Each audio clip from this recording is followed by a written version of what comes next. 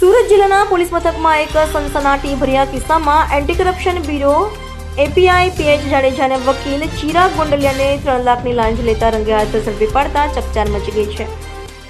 Surat ACB પાસેથી મળતી માહિતી મુજબ એક અઠવાડિયા પહેલા કિમ મુળદ રોડ પર આવેલા પામવિલા ફાર્મ હાઉસમાં સુરતના એક એમ્બ્રોઇડરી વેપારીને તેના મિત્રોને 3 અજાણ્યા શખ્સોએ નકલી પોલીસ બનીને અટકાવ્યા હતા. આ શખ્સોએ વેપારીને માર મારીને ચપ્પુ બતાવી 25 લાખની માંગણી કરી હતી, જો કે 13 લાખમાં પતાવટ થઈ હતી. આ મામલે કિમ પોલીસે ગુનો નોંધી 3 આરોપીઓની ધરપકડ કરી હતી. આ ગુનામાં પકડાયેલા આરોપીઓ પર ગુજસી ટોક જેવી કડક કલમો ન ઉમેરવા, અન્ય કલમો ઘટાડવા અને જામીન પ્રક્રિયામાં મદદ કરવાના બદલામાં કિમ પોલીસ મથકના પીઆઈ પીએચ જાડેજા અને વકીલ ચિરાગ ગોંડલિયાએ આરોપીના ભાઈ પાસે 10 લાખની માંગણી કરી હતી. અંતે 3 લાખમાં સોદો નક્કી થયો હતો. લાંચની રકમ આપવા ન માંગતા ફરિયાદી અમદાવાદ એસીબીનો સંપર્ક કર્યો હતો. એસીબીના પીઆઈ વીડી ચૌધરી અને ટીમ દ્વારા કિમ પોલીસ મથક પરિસરમાં જ છટકું ગોઠવવામાં આવ્યું હતું, જેમાં પીઆઈ જાડેજા અને વકીલ ચિરાગ 3 લાખની રોકડ સ્વીકારતા બાદ ઝડપાઈ ગયા હતા. નકલી પોલીસના ગુનામાં કાયદેસરની કાર્યવાહી કરવાને બદલે ભ્રષ્ટાચારનો માર્ગ અપનાવનાર પીઆઈ સામે એસીબીએ કાયદેસરની કાર્યવાહી હાથ ધરી છે. આ ઘટનાએ પોલીસની છબી પર મોટા સવાલો ઊભા કર્યા છે.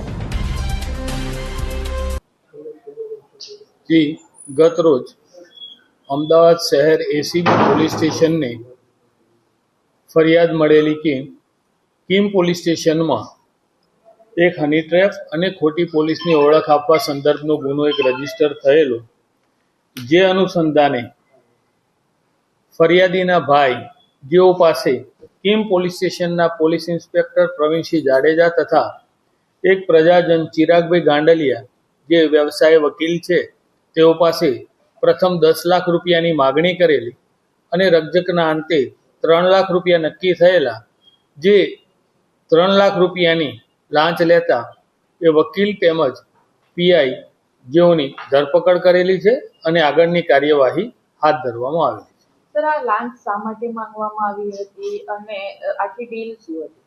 મતલબ જે ગુનો દાખલ થયેલો હતો રૂરલ પોલીસ સ્ટેશનમાં, એ ગુનાના કામે કલમો ઘટાડવી, આરોપીની હેરાનગતિ ન થાય, આ મુજબની જે મદદગારી કરવા એના આવેજ પેટે આ 10 લાખ માંગેલા અને 3 લાખ સ્વીકારેલા.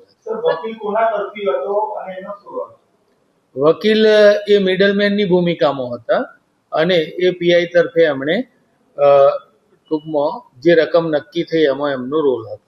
સર, કેસ કયો હતો? કયા કેસમાં? કેસ એક હની ટ્રેપ અને ખોટી પોલીસની ઓળખ આપવાનો એ ફરિયાદીને ભાઈ વિરુદ્ધમાં એવો આક્ષેપવાળો ગુનો દાખલ થયેલો હતો, એનો ગુનો.